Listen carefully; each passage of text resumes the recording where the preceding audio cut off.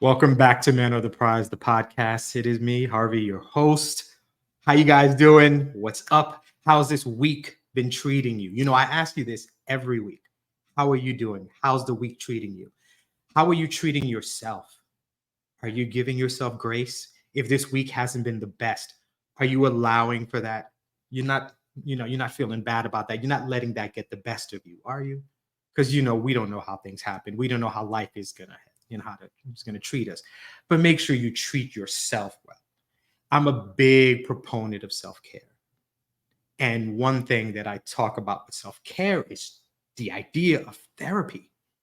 And as Black men, if you are a Black man, there's just this idea that therapy is not for us. It's for those crazy people. I don't need that. And there's just real misconception about how therapy can help us. And my guest this week is going to be somebody who does this for a living, who I think can really clear up some misconceptions about therapy in general. And then we're going to have a fun conversation because, that's what I like. I love a discussion about how we as men, how we can be better. So I bring in my guest this week. I am honored. Antwan McKenzie-Plez. How are you today, sir? What's going on?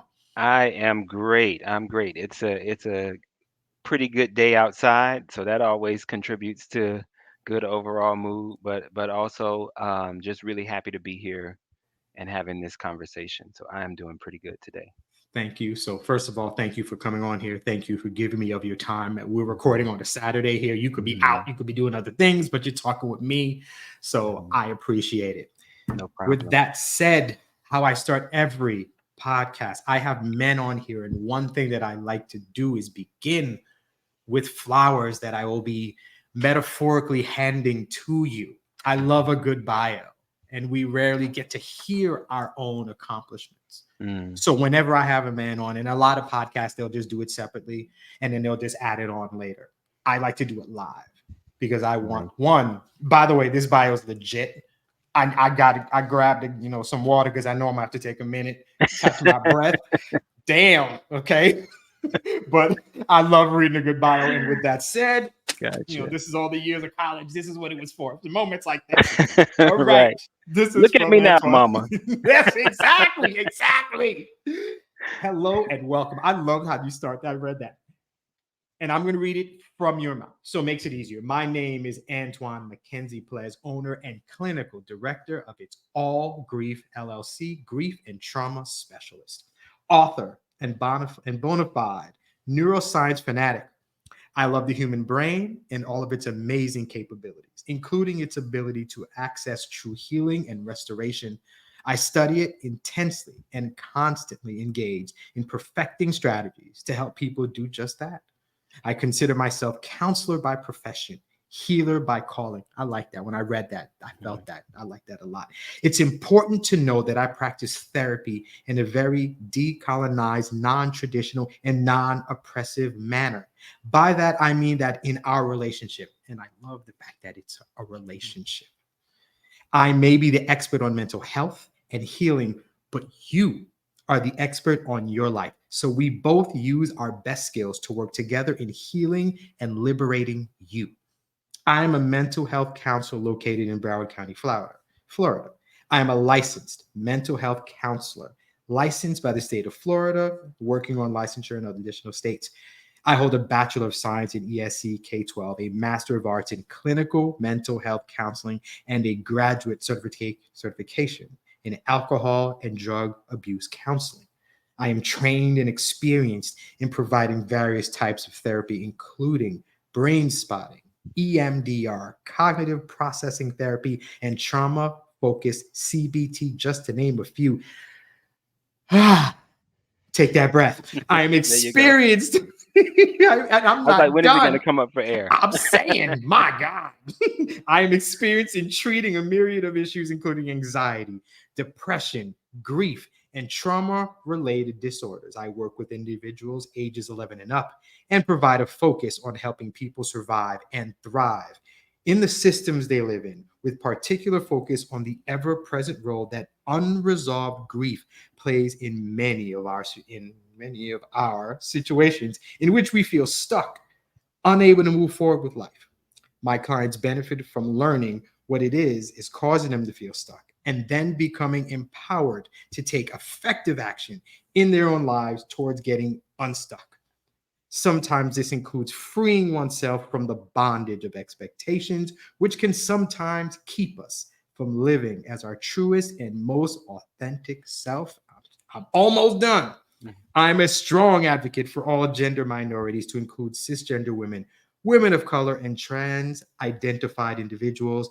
I am a fierce defender of every child's right to live and grow in a supportive and loving environment and a champion for families. I'm an advocate for human rights for all people. My therapy office is a safe space for all people.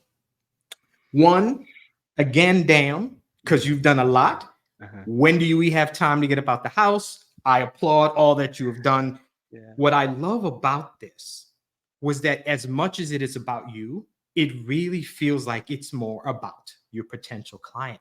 It really feels like I've done all this, but I've done all this so that I can help you. I Absolutely. feel like I'm in it when I'm reading your bio. So that's a Absolutely. great start. Hmm. But like I mentioned, what's it like hearing all that you've done as a man? With, like I mentioned, it's not something we always get. What's it like hearing your accomplishments and all that you've done, and knowing that there's so much more to come? I haven't even heard that read out like that in a while. It's been a while since I did an interview like this, and so I haven't heard that in someone else's voice in a while. And a couple things came up for me listening to that. Number one is that it needs to be updated. That's number one. Um, Number two, like you, I was thinking about how it really speaks to the kind of people that I enjoy working with. And it reminded me of the intentionality that went into constructing that bio, because you got it absolutely right. I did not really want it to be about me, but I wanted to say enough about myself that it let people who were seeking healing, people who were looking for a very specific kind of support, that they knew what it was that they could get if they came here. Um, it also made me remember how tired I am, because it's been a journey. It's been a journey. I've been working at this since about 2016. Um, just on the academic and professional side, I've been working at this since about 2016 nonstop. And so you happen to be catching me at a point in my life and at a point in my career where I am being very intentional about slowing things down and about taking more time for Tuan the person, and not as much Tuan the counselor. Um, so it is a reminder of where I started. It's a reminder of why I do what I do. So I thank you for reading it out that way. I should maybe record you reading that. Um, that'll be a good reminder for myself. But it also is reminding me of purpose. It's reminding me of why I get up every day to do what I do. It's wonderful. What I read a bio a lot because I'm recording this third season, and I always read these bios, and some of them are short, some of them are longer. This is the first bio where I felt included in it. Now, I mean, Mm, I'm reading it because obviously it's about you, but this is the first time where I felt like obviously you're not my therapist, and maybe one mhm, day I'll be honored enough to have you as one. But I felt like reading this bio, wow, like I could talk to this man. mhm, Like I could relate with this man. He's putting the work in. When I sit down with this man, he's the professional in the room, and he's going to be able to help me. I felt confident that mhm, not only would you be able to help me if we ever work together, but the myriad of people that you help, they leave that space with you better every time. mhm, And mhm, it felt good reading this. I love reading a good bio about Black men. mhm, But to read this, I'm like, the man has letters after his name for a reason. This man helps people for a reason. This is a chosen profession. And I Mhm. like Mhm. reading that. So that was wonderful. And I'm ready to just get in here. Yeah, I When appreciate I that. talk, well, no problem. When I talk to professional mental health people, especially men, the first question I ask, because I spend a lot of time talking about masculinity. So here's my first question. In regards to masculinity, does sexuality need to be part of the conversation? I think that's for the individual to decide. Um, if you are a sexual minority, um, for example, if you happen to identify as gay or bisexual or pansexual, I think for these particular individuals, it could be an important part of the discussion, because it's a part of the story. It's a part of how they view masculinity. But that's not true for everyone. For some people, there is trauma connected to sexuality, and for some people there isn't. And that doesn't matter where you fall on the sexuality spectrum. It's just about lived experience. So I know plenty of people who identify as a sexual minority who don't feel it's an important thing. I don't need to lead with that, right? But maybe if part of your story has been overcoming some trauma around sexuality, it could be an important part of the discussion around your ideas around masculinity. So it really depends. Okay, I like that answer. For me, and I guess, and I can oversimplify it. For me, it just feels like as a man, and I'm hetero, I'm straight or Mhm. whatever, cis, whatever. It feels like what kind of man I am should have nothing to do with who I love. Mm, And mhm. so but I know it's not that simple.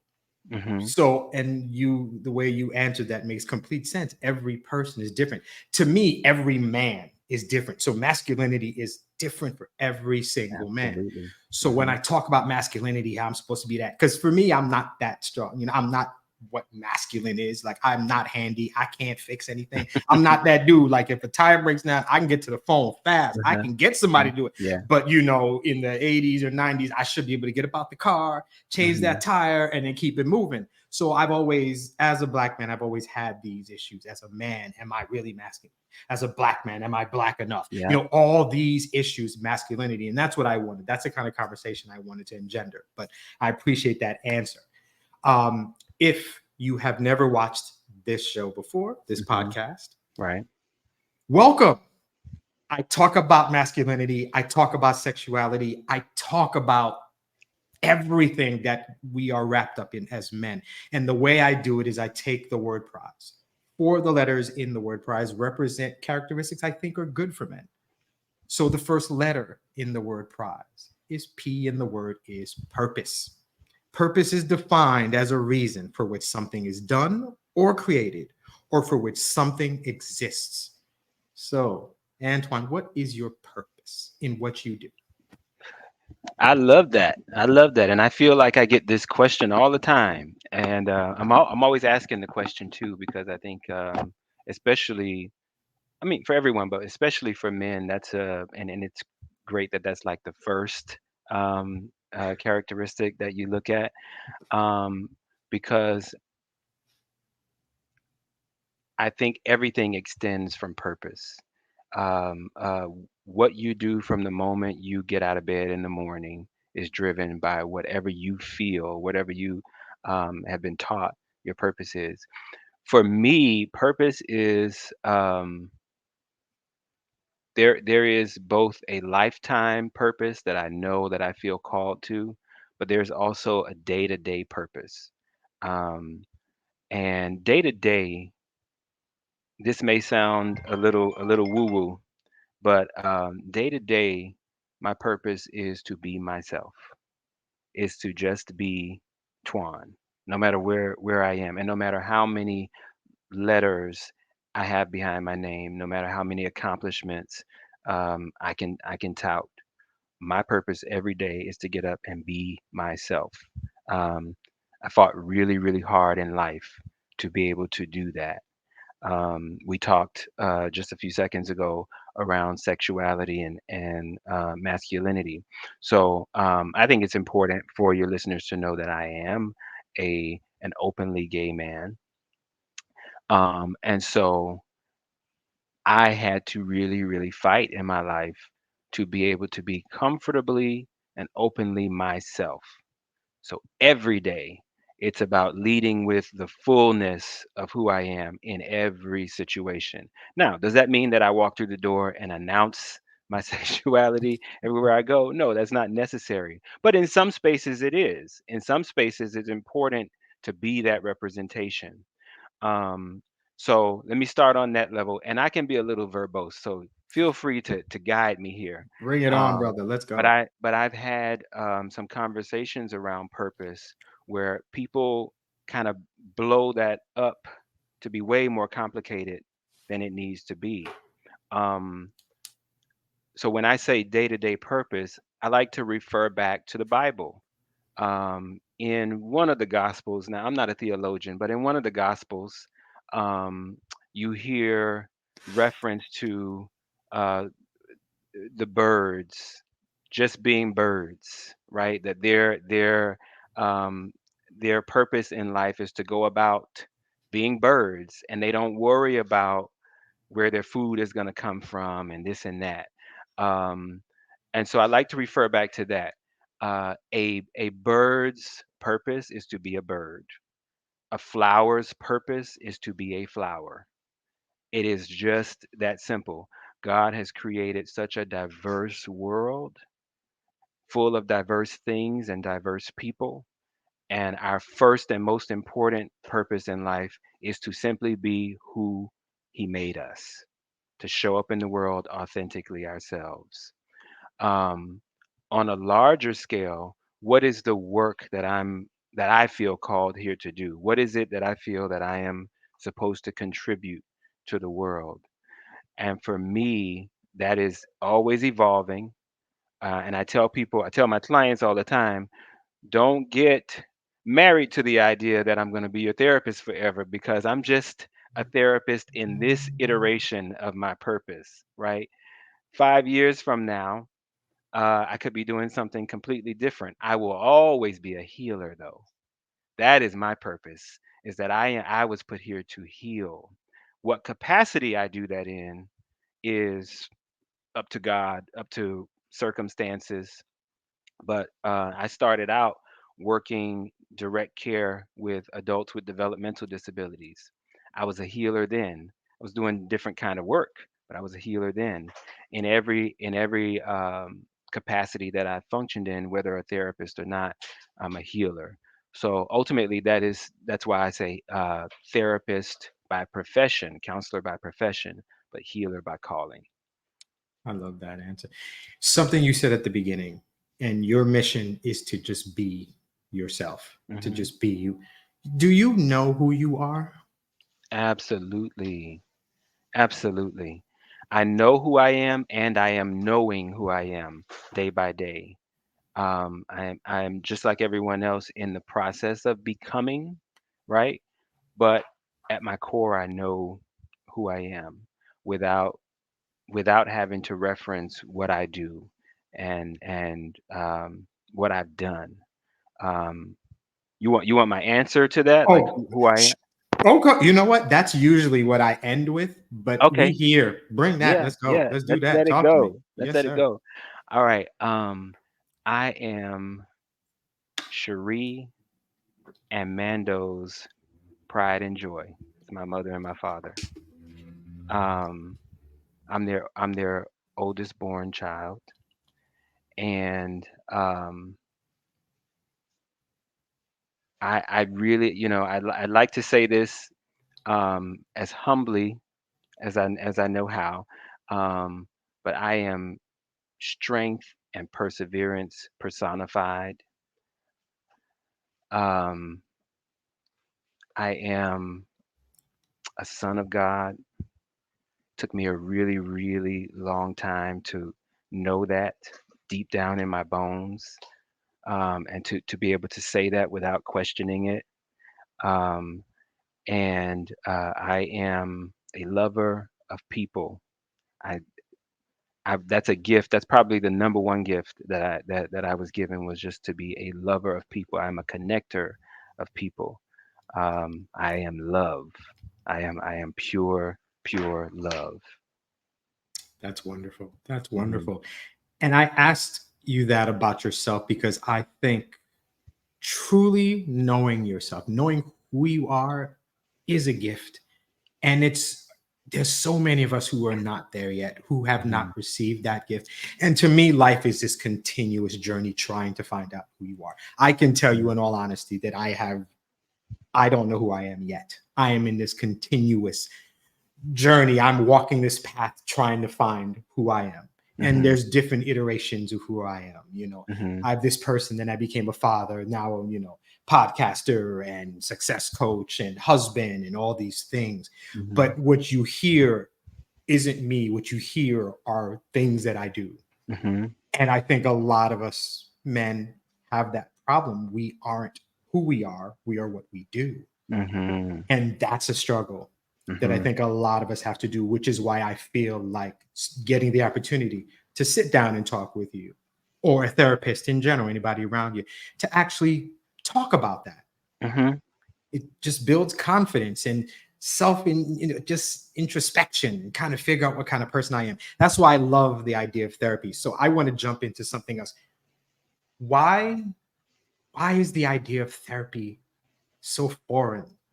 Why do we have this issue with it? Why is it a problem? If you can answer just in general, but then also as black Yeah, yeah. Well, you know what? I can probably only answer from the perspective of a black man. men. That's Okay. probably the only way I can go about that. Why therapy and psychiatry and psychology can be a little off-putting for us.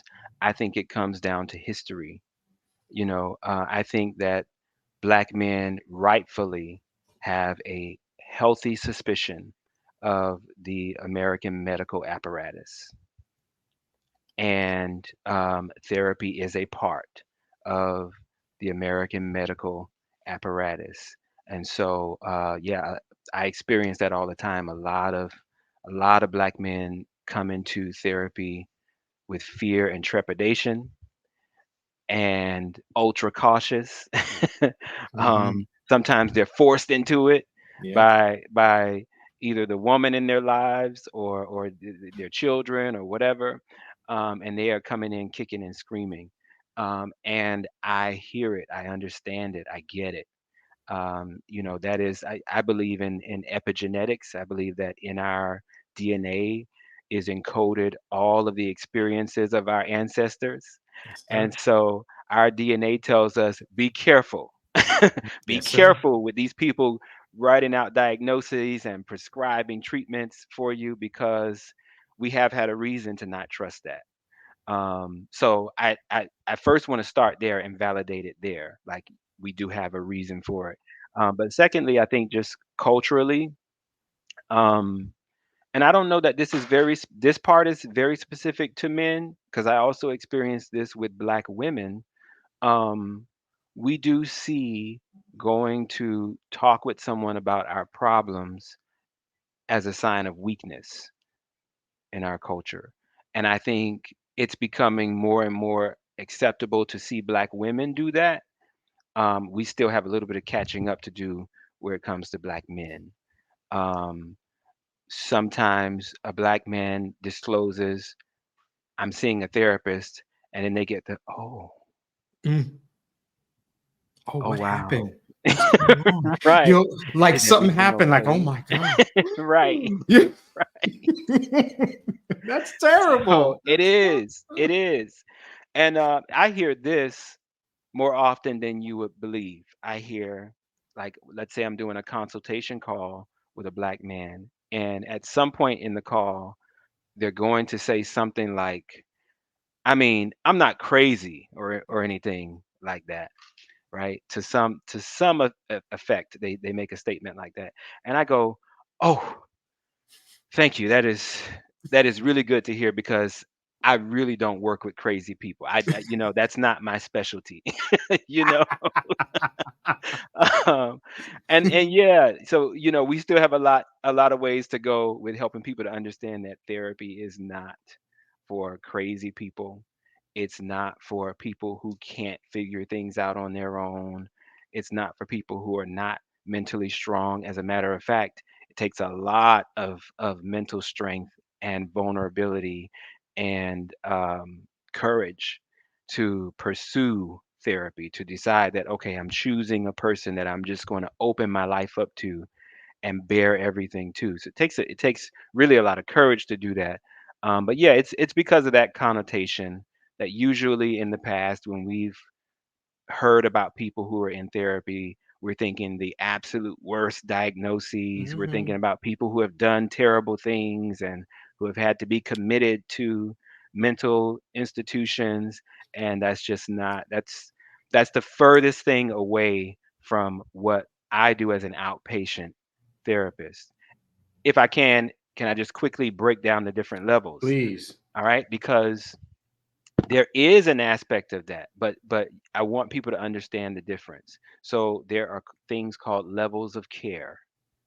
Now, when you are reaching out to a private practice therapist like myself, that is what we consider outpatient therapy, right? And that is the lowest level of care.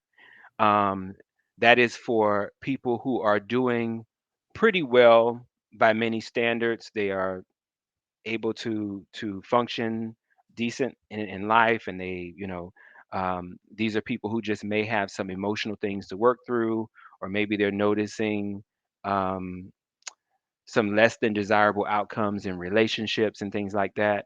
And so you're seeing this person maybe once a week, to just process through some of those things to help you get some clarity, so that you can continue to function well in your life. The next level up is intensive outpatient therapy. All right. And that's someone who needs more than once a week interventions, right? This is someone who may be like actually struggling to function in key areas of their life. Maybe they experienced a loss or something like that, where like it is hard to just get out of bed every day.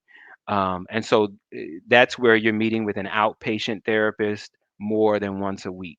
And maybe you're also doing some group therapy and some other things. And it's supposed to be a very short term thing to get you back down that level of care to outpatient. From there, you have something called PHP, partial hospitalization placement, and then you have residential. All right. Now, PHP and residential, those are the two levels where you see people having to go away and get treatment.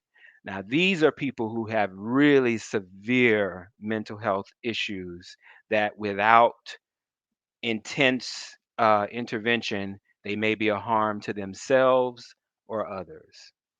So, I wanted to break that down. I like I to take the appreciate time to do that because I want people to understand that there's a vast difference between having to go away and seeing an outpatient therapist once a week. There's several levels in that. Right. between that. I appreciate that. I wasn't aware of that. It's nice to I can kind of come back and kind of listen to that again and recognize there are different levels. There's different Hmm. spaces in that. What you were talking about though, history.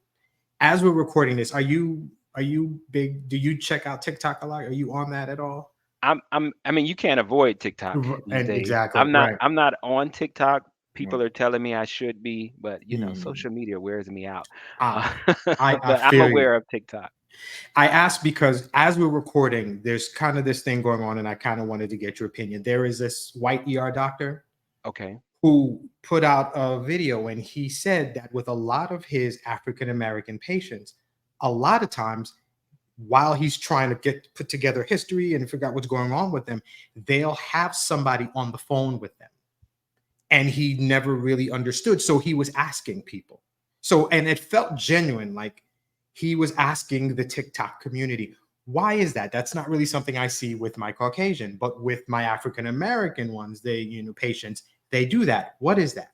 He got basically attacked, which of course is social media. We can't just ask a question. A lot of people, though, were saying, did you just ask the patient? Which is a valid question, but it's also a valid question to ask the community. So I ask you, what do you think? Is that just history we're doing to protect ourselves? Is there more to it? What do you think when you hear something like that? Yeah. Actually, I love both of those responses that the doctor is getting. Yes, ask the person because there may be very legitimate and person specific reasons for that. But also, yeah, there is likely a level of that that is about safety. Um, you're a white man. I'm assuming this is a white male doctor. Um, Yes. you're a white man in the American medical apparatus, and I may not feel safe sharing my information with you without another person in the room, so that I have a witness as to what I'm reporting to you. Because if your records don't match up with what I actually said, it's my word versus yours, and I may need a third party to make me feel safe with opening up. Now, I haven't experienced a whole lot of that, and I think it's because I'm a black clinician. So I haven't. I have usually my clients feel safe enough with me to, but I could totally see how someone who may have had experiences or may have had family members who've had negative experiences working with white clinicians who are just like, yeah, for the first couple of sessions, I need someone else in here to hear what I have going on. So, and what that brings to mind is I cannot tell you how many times I have come across a client who maybe was like a patient referral from another therapist or a doctor, a psychiatrist. And as I get the referral information in, I'm a very transparent provider. So, whatever information I get from that provider, I'm going to share with you, and I'm going to verify what is documented. And I can't tell you how many times it's happened where I go, so I see a diagnosis of bipolar disorder here on your chart from your doctor. And they go, what? No one ever told me that. Mm. And I go, well, you were diagnosed 3 years ago or so with bipolar disorder, and every insurance claim that has been submitted on your behalf has that diagnosis attached to it. And then I say, would you like to go through the diagnostic criteria? Do you know what bipolar disorder is? They have no idea. Have no idea. We go through the diagnostic criteria, and they're like, I don't know what the hell this doctor is talking about, but I have never reported any of this kind of stuff to them. So, and sadly, that has happened more times than I would like to admit. So I can understand if you've had experiences like that, why you would want to be like, yeah, let me have someone else in the room. That's and also crazy. and also let me see my chart when when you're done. Exactly. And I empower people to do that, even in my practice. Like, listen, your chart is your property. I am the custodian of it right now, but if at any point you need to see what the hell I'm putting into your chart, have at it. So yeah, if you've had experiences like that, I could see why. It's crazy. It's Hmm. it's interesting when you say that. And what comes to me, like, as men, aside from even the mental health aspect of our health, we don't even see our regular physician. Like, we Hmm. have this aversion to finding out how our health is. So imagine just being a black man and I don't know what my health is like, what my issues may be, Hmm. then having a mental health specialist, somebody to help me, and then still not knowing what's going on. So even when I Yeah. take the steps to find out and still don't know, it that bothers me in a weird way. Like, I Hmm. can decide to not know, but Hmm. then when I decide to know and still don't know, it feels even worse. Like, Hmm. my health is being hidden from me. It's being, Hmm. being put aside. And there's just, okay, black man comes in, whatever, he's bipolar. or he's depressed, or he's got ADHD, or they just throw these. And it really, for me, and I don't know, as I talk to you, all this stuff is coming out. I think about Black boys, Mhm. because Black boys just go to school. Oh Mhm. yeah. Oh, he's not as smart. He's the troublemaker. He probably has ADHD. Mhm. He needs that special education. From the beginning, when we put us in school, they Yeah. just have these assumptions. And a lot of times we don't even know what they think I of have no us. idea. Mhm. And it's crazy. And it really just it creates the length of our journey through education. We Mhm. are the troublemaker. He's not as smart. We have lower expectations for this kid. We'll let him go by, but he probably can't read. All Mhm. this stuff that happens to us, and it starts from the beginning. And it's really aggravating because you Yeah. don't control that. Yeah.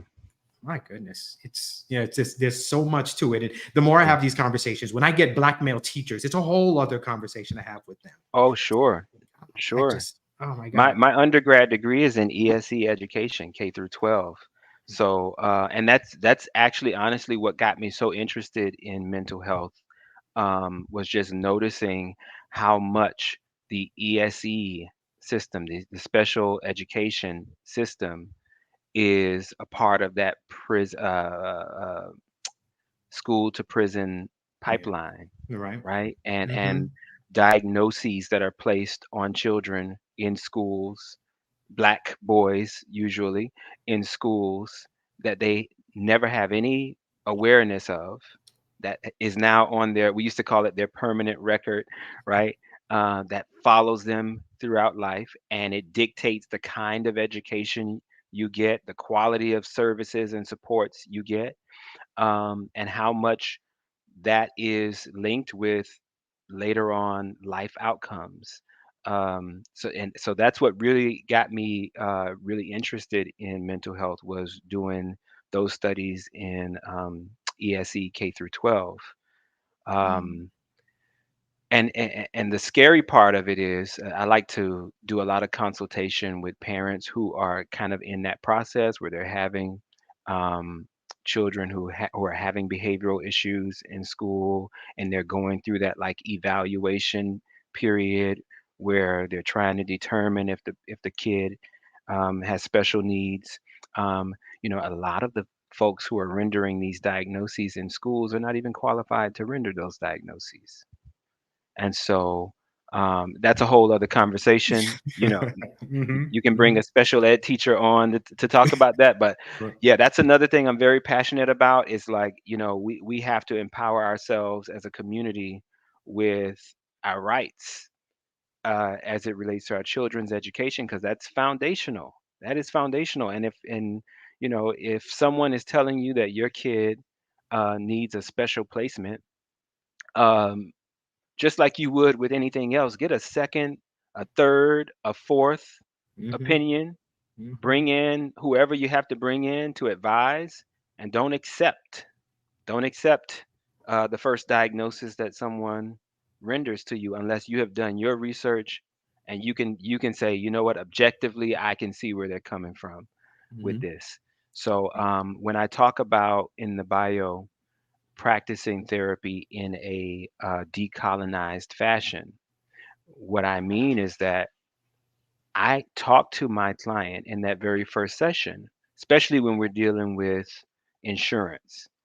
Um, if you are paying for your therapy through your insurance, the therapist is required to enter a diagnosis uh, onto your chart. That's how we get paid for the services. Mm-hmm. Um, Before we close out that session, I have to render a diagnosis and a treatment plan. That does not get entered onto your chart without your permission, at least the way we practice at It's All Grief. We do not enter a diagnosis onto your chart without your permission. So I'm going to tell you, here's what it sounds like to me. Here's all the reasons why I think this. Here are the possible implications of having a diagnosis like this entered into the medical system. How do you feel about that? Mm. Wow. And sometimes they disagree. Sometimes they disagree and go, no, I don't like that. All right, let's let's work around this. Let's see what we can do here because something has to be entered here, but let's work around this. I won't go too much more into that, but I just want people to know that that's the kind of treatment you should be expecting if you are going to pursue therapy services. You should expect that by the end of that first session that there is some discussion about, all right, what's the diagnosis here? What are we entering into my chart? And am I okay with what you're entering into my chart? So I want to empower our people. I know that your audience is mostly black men and maybe they're on the line about going to see a therapist. This should give you a little bit of a breather to know Mhm. that, hey, at the end of the day, you have to sign off on that treatment plan. And Mhm. so I want to empower you to know that they do have to get your buy-in before they go submitting claims with certain diagnoses. Okay.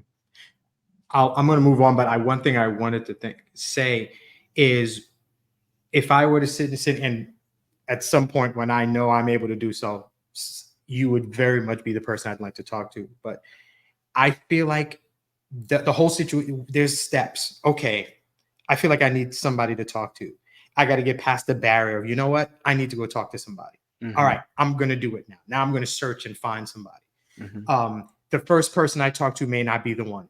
And I think that's a big thing. When we get past the hurdle of accepting that talking to somebody is okay, then we got to get past the hurdle of like treating it as if you buy a house. Like, that first realtor may not be the one.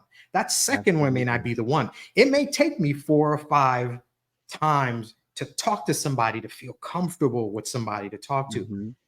And then when I get there, then for me, it feels like the next hurdle is like, okay, am I ready to hear what my issues may be, or what it's going Hmm. to take for me to get better, if that's what we're talking about? Hmm. It feels like that's the next step. Like, okay, so now this competent, intelligent person is talking to me, and then this is what they think from the little bit of time they had talking to me.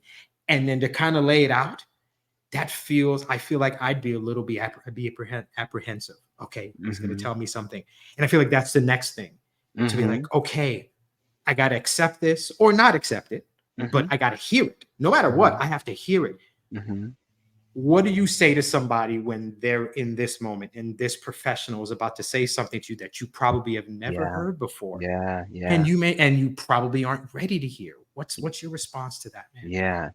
So I'm glad you went there with it because the example I just gave, that's about seeking out therapy through insurance.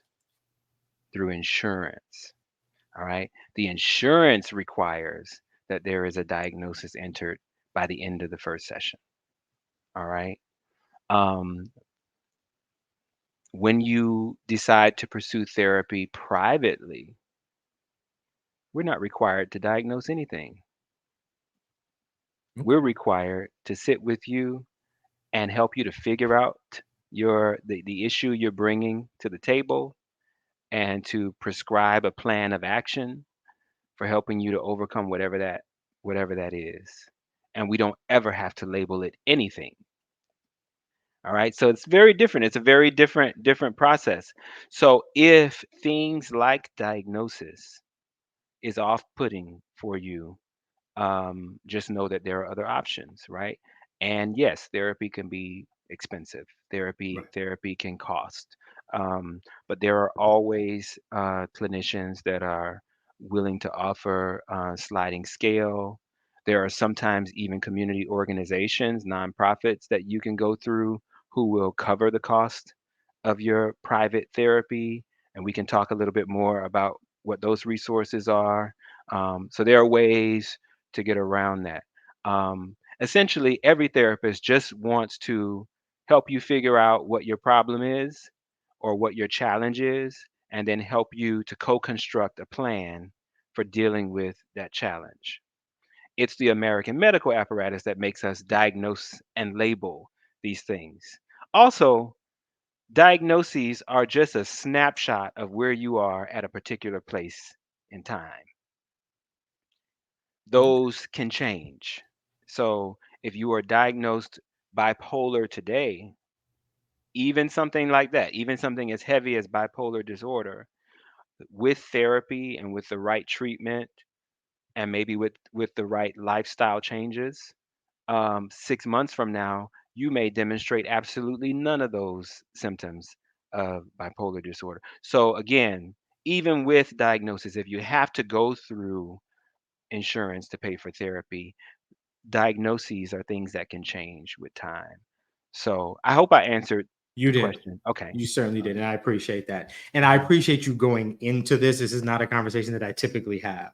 mhm, Being able to kind of assuage some of the doubts that us men will have with therapy. And you really, and I really mhm, appreciate the time you're putting into this. The next letter in the word prize is R, and the word is resilience.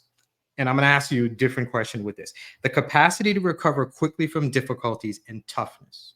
mhm, How do you handle talking to people who have mental illness and maybe have gone through some real trauma? How are you able to do as a person? Because you're really sitting in a room and you're talking to people and you're hearing some stories, some horrific things, some not so great things. How does your mental health stay when you're mm, dealing with hearing this? And I know it's part of the job and I know it's part yeah. of what you do, but you're still a human being in that room. You're still a man in that Mhm. space, in those letters. How do you maintain yourself when you get to hear maybe not the best things from you? Yeah. Damn, Harvey, we might need like a two-parter. Um, Bro, don't joke about that. because that one, even just that discussion, that can go so many different ways. I'll first start off by saying this. People ask me, what kinds of questions should I ask a therapist that I'm thinking about working with? First one, and some clinicians may not be comfortable answering this, but I say ask it and see what happens.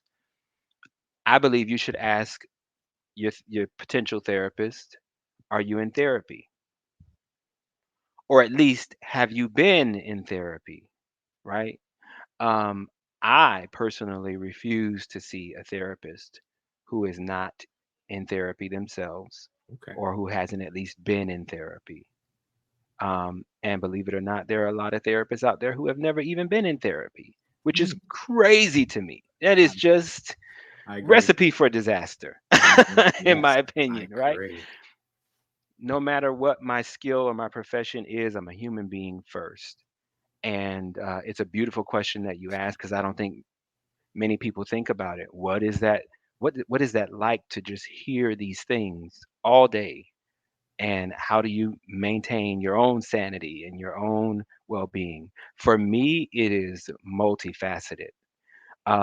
Number one, I am a very spiritual person, and I have I have a very, very close relationship with God, and that is a big part of my identity personally, professionally. I joke with clients, but I'm always really serious with this joke. I say, "All right, we're gonna invite Jesus in, and we're gonna see what happens." Right? Every session, every session. I don't wear the cloak of the Savior in my relationships with my clients. That's somebody else's role. Whether you believe in that entity or not, that's somebody else's role that I invite into this work. And for you, maybe that might be the role of your ancestors or whatever it is. But I know that I'm not going into this room alone. And also, your healing is more your responsibility than it is mine, right? So I'm always mindful of how much of this am I sharing with the person. And I'm just that direct. I will let you know, what, I feel like I'm carrying a little bit more than my share here. You've got to do some of this work, right? Right. um so part of it is my spirituality. I have a very deep spiritual practice. I'm up very early in the mornings, meditation, prayer, trying to do really well with diet and exercise. Again, I'm trying like Right. everybody else. Right. Um, lots of rest, hydration. Um, you'd be surprised how many mental health issues are solved by just drinking more water. that's a whole other conversation. But but that's a big thing for me. Um, I am in recovery from alcohol use disorder. That's a big part of it, and so I work my recovery program. That really helps, and I take frequent breaks. I take frequent breaks from the work. Um, that is really a centerpiece. And because I am the boss at my practice, when I take a break, so does everybody else. Right? Okay. So Okay. because I don't Okay. even want to be responsible for your work while Right. I'm on break, Okay. right? Okay. So everything shuts down. And we, of course, we pre-plan that. We Right. we we have that sort of planned out. But also, I am in therapy. I have a therapist. Um, I have a personal trainer. I have friends and colleagues in the business that I go to for consultation, and I have lots of spiritual guides and friends, and so I have a big support system around me that I can pull from whatever it is that I need in order to sustain me in this work. But honestly, the big key piece is spirituality. um, I am able to, because of the work that I do, I'm very keenly aware of what I'm carrying in this body. I am keenly aware of when I have overwhelmed my system or when I'm getting close to overwhelming my system, and I know how to reset. But it is a day-to-day process. That resilience building is work. Okay. I love that answer. You answered I is the middle, and I usually end with that, but you answered it when you talked about who you are. So we can skip that. Hmm. The next letter in the word prize is Z, and the word is zeal, which is my favorite word in this mantra that I kind of put together. And it's defined as enthusiastic devotion. Mm-hmm. I talk to men, and inevitably, and the more I did this podcast, the more I realized they're the most important questions that I asked. Two of them.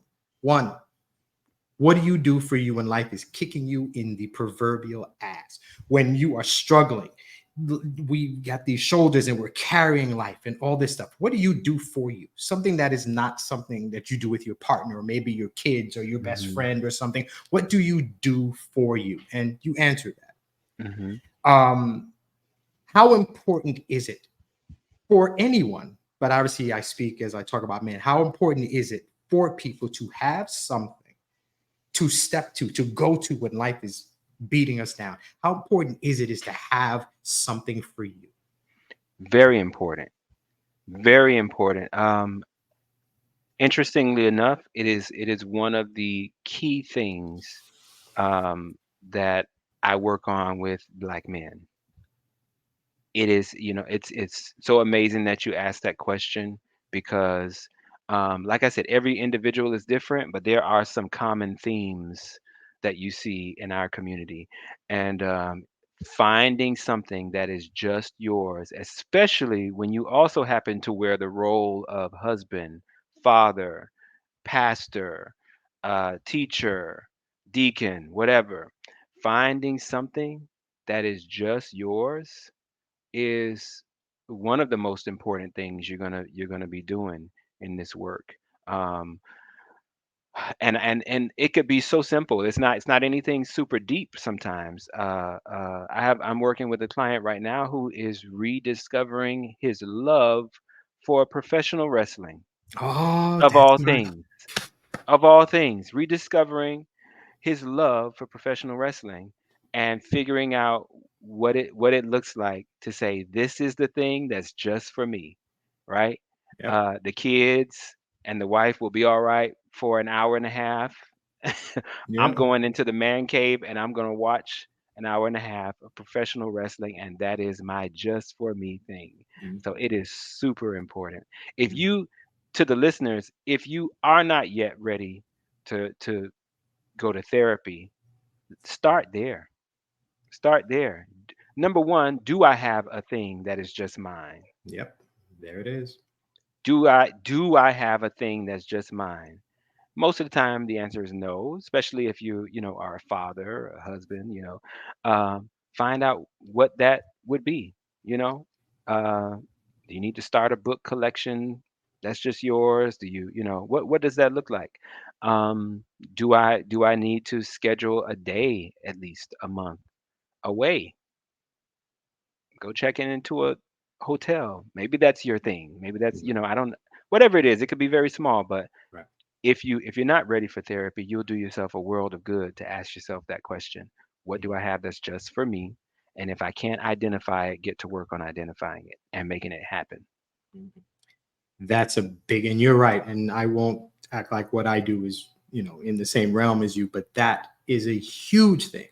This concept of something for me, when I ask men this, the dumbfounded looks I get because we are so, I'm supposed to take care of everybody else. This concept of taking care of me. Hmm. And I'm always sad when I see that you are just as important as your wife and your kids and your and Absolutely. the people you work with or for. Yes. Yes. What do you do for you? And like, Hmm. yeah, you gotta find something. So that's even it. What do you do is not even the question. That's the second one. The first Hmm. one is what What do you do do you for do for you? you? You got Yeah. something for you? And when Yeah. it's no, it's like, no, we gotta find something for you, man. If Yeah. nothing else, how much better are you for your wife, for your friends, when you feel better, Hmm. when you could And sit some there and watch some wrestling? Yeah, Yes. and sometimes you do have a thing for you and you're just not doing enough of it, right? Or True. you're not being as intentional about doing that consistently for yourself. So, like I said, it doesn't have to be something super abstract and Right. drawn out. Mhm. It could be my thing for me is once every 2 weeks, I go to the barber shop, and that's my therapy. That's my Mhm. that's my none of the other folks are allowed there. But maybe because life is so busy for you, you're not even doing that consistently, so that's a Mhm. good place to start. Mhm. So Yeah. yeah, I love that question. I might steal that one from you. Brother, it's hey, we're here to help everybody, and I'm I cool with love that that. one. I'm honored if you find anything from here that you can take into what you do. So I thank you even saying that. Hmm. The second question I ask men is something goes down. You did something dumb as terrible. Do you have a boy, not your brother, not family? Do you have a man that you could call and say, yo, I did something so stupid. I don't even know why I did it. Hmm. Somebody you feel safe enough to tell you this, to tell him the stuff that you did, to lay your problems at his feet and know that when you're done talking to him, he's gonna jab you, he's gonna talk you the way men talk, like that was dumb. I don't know why you did that. But when that conversation is done, man, I feel better. I feel good. Do Hmm. you have that friend? Do you have that safe space, that person? And it's the same answer. I know people, but I don't know somebody like that. Yeah. We are in this age of the lonely man that's been Yeah, talked about a for lot. sure. And the fact that we don't have something to do for us and we don't have somebody for us Hmm. who is not my wife, a sexual partner, or my mom or my dad. I don't have that friend. We don't have tribes anymore. We used to have boys, a bunch of us, Yeah. and we're past that. How important is it? And I know I just said stuff, but in your, professional opinion, how important is it to have that friend, that compadre to Hmm. listen to you when Hmm. stuff is going bad? Another great question. We specifically for black men, I'm trying to keep some of this general, but your questions are really, really tailored to black men, and I love that. Especially for black men. Here is the thing.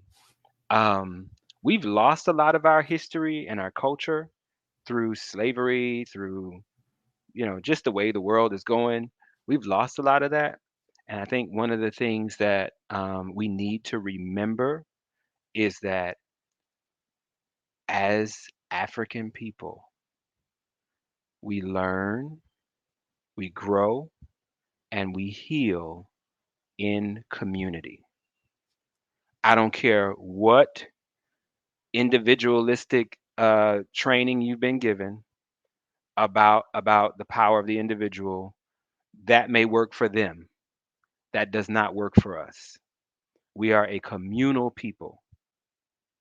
We learn, grow, and heal in community. And so you have to have a community. It's not even up for discussion. That's again another one of the themes that I find in my work with Black men is, where's your community? Where is your tribe? Sometimes the answer is I don't have one. Sometimes. But more often the answer is I actually do have one. I just don't access that community or that tribe. And then the work becomes, all right, who we need to call, Yeah. what we need to set up, right? Because all this work that we're going to be doing one to one is beautiful. It's wonderful. You're going to heal. You're going to grow in the work that we're doing together. But this is a professional relationship, and my goal is not to make you reliant or dependent on this professional relationship. I'm going to fortify some things in you, and I'm going to help you heal through some things. But eventually, I want you to need this service less and less over time. And I want you to begin to replace me with the natural supports that are already in your life. Like I said, sometimes there are none and we have to build those. But most of the time, we got what we need and we're just not using it. So it is of the utmost importance. You cannot heal on your own. I hope maybe that is the big thing that is taken from this conversation today, because I find myself having to remind Black folk of that all the time. You you cannot heal on your own. You can do some healing work on your own, but you need opportunities to walk that out. You need opportunities to really bear that out in real life, and you only do that in community. Hmm. I hear you talk about community, and two words came to mind when you said it, and two of them, and one is absence, and one is accountability. And you're Mhm. talking about situations where there's a man, and you can deal with life, and you can get better, but you need community, and there's a possibility that you don't have it, and the Mhm. absence of community is a problem. Mhm. To me, the other side of that coin is accepting and admitting the fact that there is help, there is a shoulder to cry on, there is an Mhm. ear there waiting to listen to you, and you haven't sought it out. And you need to take accountability for the fact that, you Absolutely. know what, that my dude, I've known him forever, and I could call him and talk and he would listen, but Mhm. I haven't done it. And it's, to me, it's no different from not going to see your doctor when you know that your family, that as Black men, we are predisposed to be diabetic, Mhm. Mhm. hypertension, heart Mhm. disease, all that stuff. I know I've got the help there. If I'm not getting it, that's on me. Mhm. It not there is one thing, but there is worse, and I'm not taking advantage. That's a problem. That I am here. I pride myself on knowing I can go talk to somebody, but I take even more pride in being the person that brother Mhm. needs when the time Mhm. comes, Mhm. because I need it, because my Mhm. brother needs it. He a relationship didn't work out the way he wanted to, and he's depressed. Mhm. He needs to talk to somebody. He is separated from his child. He needs somebody. He's Mhm. not feeling best. And a big thing with us Black men, now we've got this rise of attempted suicide with Black Mhm. men. It is imperative that we make that call, that long call, not that, what's up, you good? No, no, no, no, no. What's up? Mhm. How are you doing? We have it. And I love our community. We so good. You're rarely going to find somebody pushing you away if something's up, Right. but you got to take it. But you You got have to do to. something with it. You You got have to to. do it. And so I love hearing you talk about community. We are the best. And it's interesting, going back to TikTok, there's this issue. There's a lot of Black content creators on the social media aspect, and they're not doing as well as, the other white social media people doing well. Mhm. And what I think they've discovered is that as Black people, we are so loving of everybody. We Mhm. want everybody in, come in, but other content creators don't have that same welcoming nature for Mhm. us. So our community, not even just in this phase, but in everything that we do, we just want to love everybody. And you know Mhm. what? Oh, welcome to the, you're invited to the picnic. You're invited to the, to Yeah. the barbecue. It's Yeah. just in our nature. Mhm. Community is it. Let's keep it moving. Mhm. E is the last letter in the word P.R.I.Z.E, and the word is expectation. Mhm. I'm a Black man who has never been to a therapist. I have made the decision. I'm going to go talk to somebody. Family's been like, "Why are you going? You're not crazy. You just go talk to your deacon or something. You don't need that." But you've decided, I'm gonna go talk to somebody. What should I expect when I go talk to that first, second, third, fourth therapist? What should I expect in that conversation? You saying specifically about In the having search, in the uh-huh. search for that person. So when I go reaching out, and you mentioned one thing, Hmm. it, it, it could be questions that I can ask. It should be a feeling that I should have. Hmm. But what should I expect when maybe the better question is this, and I don't know, this is subjective, but when I find the person who I feel comfortable with, what should I expect to feel when I'm in the room with that person? Yes, yes. Um, you should expect that when you have met that person, you will know it. Trust your gut. Trust your gut. Um, and also on the flip side of that, if your gut tells you this ain't the person, don't try and force it. Don't try and force it. And I don't care if that was the only person that returned your call after calling 10 people. If you get into that first session and you don't feel it by the end of that hour, trust that feeling. You'll save yourself and that therapist time, energy. you Mhm. know, you will save the both of you time. I love that you are, kind of putting it out there that it may take a couple different attempts, before you find the right person. But what I know with 100% certainty is that sometimes it's just reading the person's bio, sometimes it's just seeing the person's picture, sometimes it's having that first conversation. At whatever point in that discovery process, you feel that thing inside of you that says, this person feels like home for me. This person feels right for me. Trust that. Trust that and follow it out. You will know. You won't have to question if this person is the right person for you. And just as black people, I think we just need to lean more into our intuition anyway.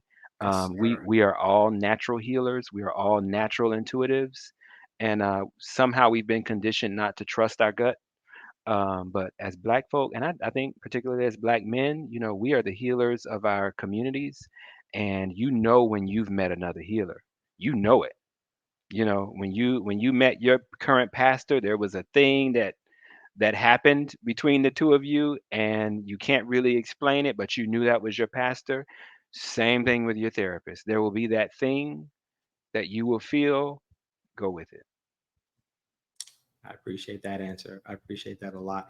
And I think about it because it could be, you know what, you found another brother who has a therapist and he's like, this guy understands me. Like I can go in there Hmm. and I can talk to him. I relate to this man. So in your mind, like, this is the dude, this the Hmm. guy.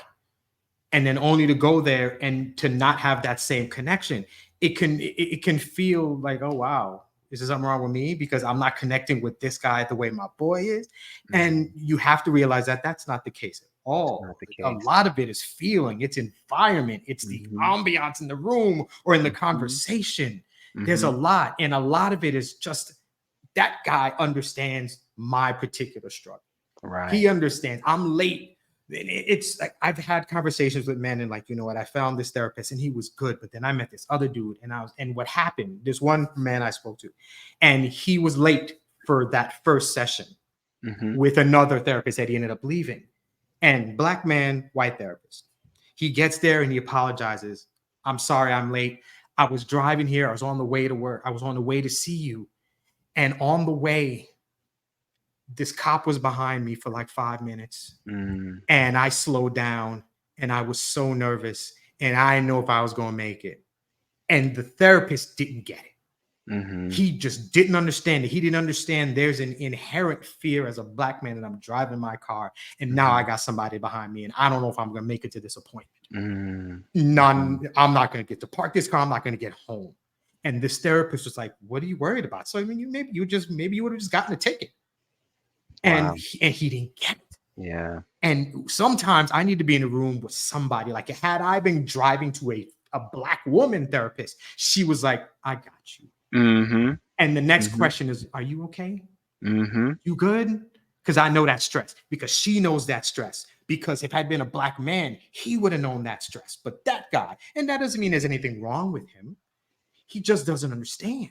Right. He don't get it. But I pull up to a black man and he's gonna be like, I feel you. I had Mhm. that happen. That 5 minutes of empathy. I understand what's going on. I had that Mhm. happen a while ago. And I can sit in that couch and I can just kind of see, I can just kind of fall in. Yep. Somebody who understands. It's such a big deal. If I'm gonna open up, you better be somebody worthy of my emotion. Right. Right. So that's a big thing. And I appreciate that. And it's something I'm thinking of doing. I think I might like the idea of coming up with stuff to give black men, like 5 things to look for when you're going for a therapist, because Mhm. these are things that you need. This is what you Mhm. should ask, which is what you'd expect, things like that. But I appreciate you answering the questions. Mhm. I have 2 more questions and I'm going to ask them to you, and this may be more on a personal nature, and ask and answer how you see fit. Mhm. I ask men this all the time when I do this podcast. What are you afraid of that you cannot control? What am I afraid of that I cannot control? Hmm. I love that question. It's making me think. What am I afraid of that I cannot control? You know, I won't say that I'm afraid of this. There's not like a fear, but there is something that I think about quite often that I cannot control, and that is losing family. Um, the death of family members and people that I'm close to. Because of this work that I do, I deal with it a lot, right? I'm a grief and trauma specialist.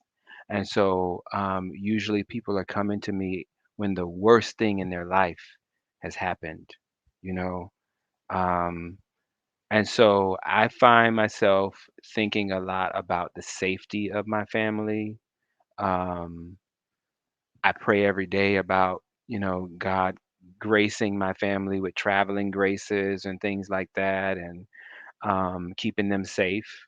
Um, and so that's the thing. If I'm going to say the thing that's closest to a fear that I have would be that something unforeseen and tragic happens to a family member, only because unfortunately, for me in my own personal story, it has happened quite a bit in my life. I've had lots of sudden traumatic deaths happen. So it is part of my trauma story.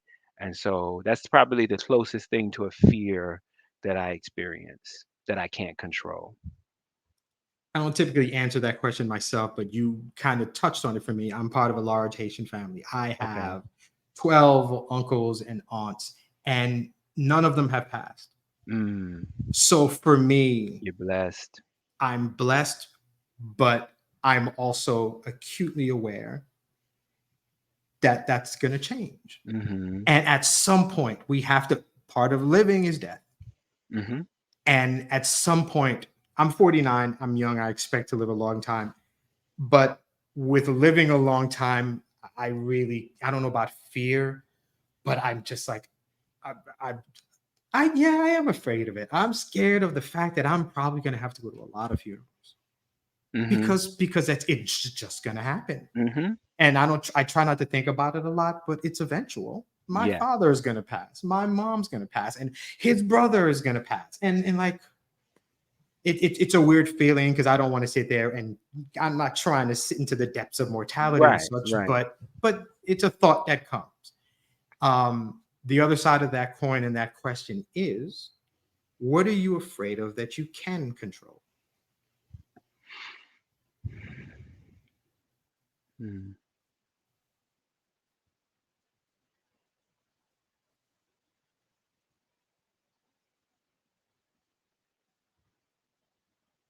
What am I afraid of that I can control?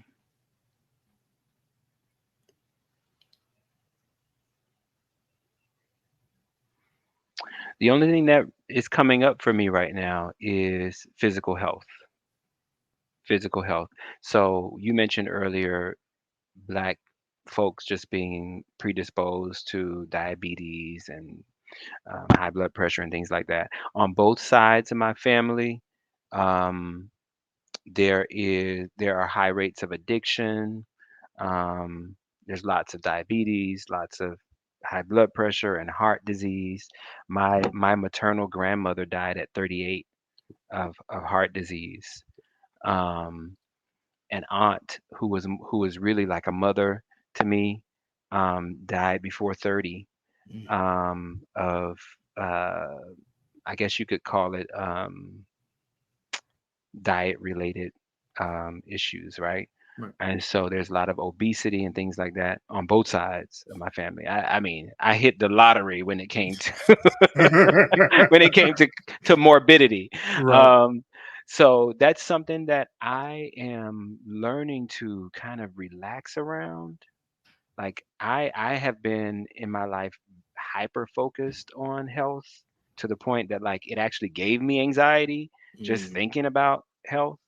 So I'm very health conscious, but I have learned through working with my own therapist to relax around that right now and to, as you said, to realize how much of that is in my control, right? That like, hey, if you do the right things for the most part, you'll be okay. And even the things that are outside of your control as related to your health, if you're staying on top of doctor visits and following the professionals that you trust, you'll be okay. And also, if you trust that God will take care of you, you'll be okay. So that's probably the thing that's in my control that I fear. I asked that question, and I ask a lot of questions of the guests, and I don't Hmm. always answer them myself. But when I get good conversations, even answering the first one, I don't know if it's the health is the same thing. When you said it, it really resonated with me. I'm a diabetic. Hmm. Um, People in my family have had heart issues and such, so it's important. And I'm not doing my best with that. I can honestly say that, and I know I'm supposed to. So I Hmm. literally things that are in my control that I'm not taking advantage of, and we really talked about that before. It is important that when I know there are issues that I need to deal with, that I Hmm. do it. I have to hold myself accountable. If nothing else aside, I want to live a long life. But I want to live a long life long enough to be married to my wife for 60 years. Hmm. I have 4 kids, 3 daughters. I want to see each and every one of them get Hmm. married or graduate from college or do whatever. So that I think that's my fear. Maybe the underlying issue is my physical health, but the real thing is that I'm not going to be there for the people. Yeah. Yeah. And I want to be here for these people. I want to be here to see all these great things happen. I raised these kids. I deserve a payoff. I want to Hmm. see college. I want to Hmm. see grandkids. I want to see that stuff. But if I don't take the proper steps to do it, I have no one to blame but myself. Yeah. Yeah. That's And it's both not, empowering and a little scary. isn't it? It Yeah. is. It's It both is. empowering and scary. So I know exactly where you are with that.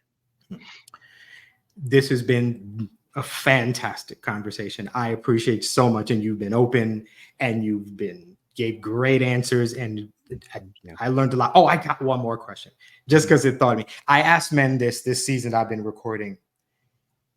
Do you prefer teaching or learning? Learning, 100%. 100%.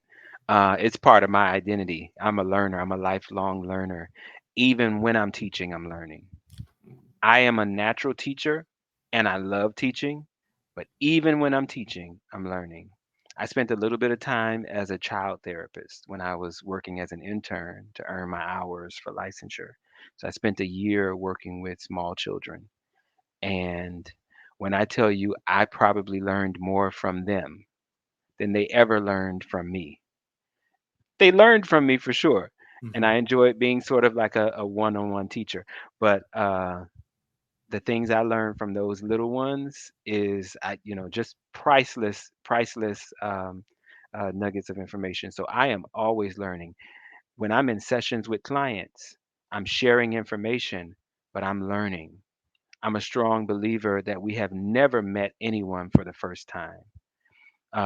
This may be the first time Antoine and Harvey have met in the physical, but we've met psychically, we've met energetically, we've met spiritually a long, long time ago. And so in this conversation, I'm learning. We're both sharing. And that's how I view my work too, is that like like I said in the bio, I'm not here to be the expert on all things. We are here to learn together, and we're here to put our brains together and figure this out. And absolutely, I hear myself in the teacher role saying things to other people that I need to hear at the same time. Mhm. So even in that, I'm learning. So for sure, learning over teaching any day. Excellent. I like that. I learned so much from this conversation. So much. Not what I really take from it is not so much that I learned from you, and I did, but enough nuggets that now I need to do a little bit more research. I learned some stuff that piqued some interest that now I got to find out more stuff. And I thank you Mhm. for that. Beautiful. Where can people find you, maybe find your services, be able to talk to you, connect? All Mhm. Okay. So the name of my practice is It's All Grief.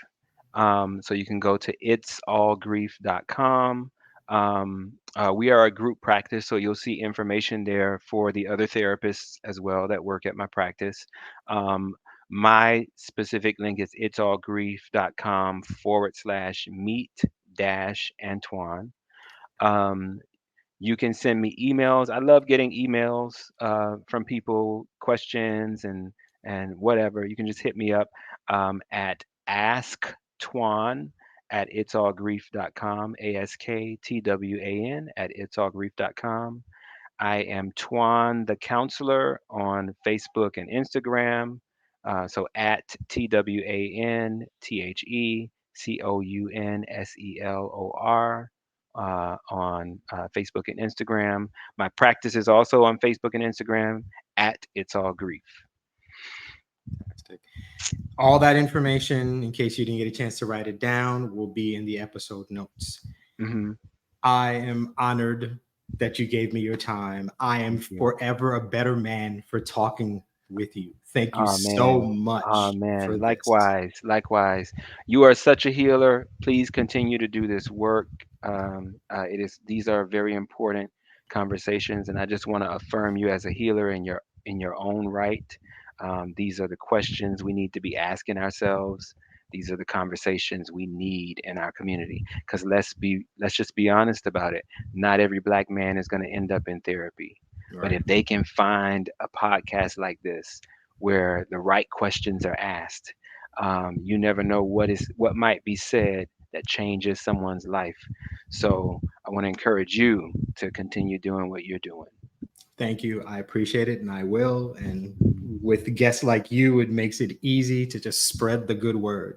So I appreciate your time. Thank you so much. Thank you for watching, for listening. This was a fantastic one, and it was just, I felt it. This was hit me in some spots. I heard some things that I needed to hear.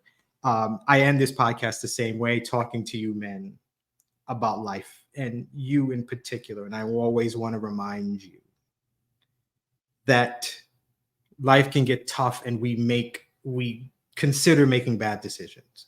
We consider ending it all because we don't think that we're valuable. And I always want to remind you that you are, that there's somebody waiting to hear from you today. Somebody's day is going to be better because you showed up, because you called, because you walked in the room, maybe because they got your letter, maybe because they heard you laugh from a far distance. You make somebody's day better, but that means you got to show up. So you got to show up. You can't leave us. We need you here. And I picked something up from my wonderful guest. We're all healers. We are here. I am here for somebody who's struggling to talk to me, to listen, to maybe get the good word, or maybe for me not to say a thing and just listen.